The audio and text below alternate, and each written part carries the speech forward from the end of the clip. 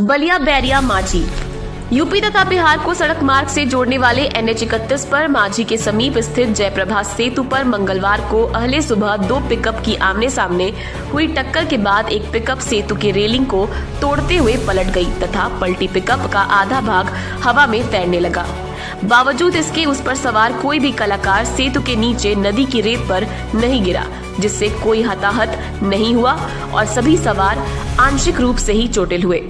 सेतु पर हुई सड़क दुर्घटना का यह सुखद संयोग ही रहा कि सामने से आ रही आलू लदी पिकअप से टकराकर तथा फिर सेतु का रेलिंग तोड़कर हवा में तैर रही पिकअप पर सवार लगभग 1 दर्जन ऑर्केस्ट्रा के कलाकार सेतु पर ही उछलकर जा गिरे, अन्यथा बड़ा हादसा हो सकता था।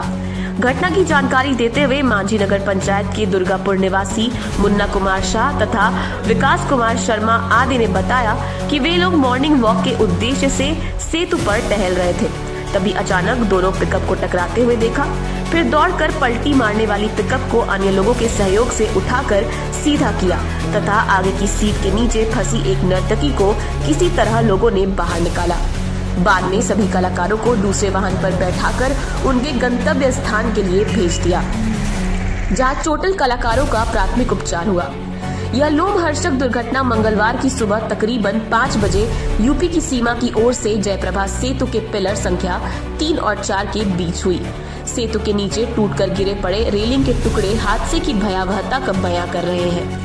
प्रत्यक्षदर्शियों ने बताया कि आलू लदी पिकअप यूपी से बिहार की तरफ आ रही थी, जबकि दूसरी पिकअप मांझी के नरपलिया बाजार से ऑर्केस्ट्रा कलाकारों को लेकर बलिया जनपद के सीवन राय के टोला ठेकहा पहुंचाने जा रही थी।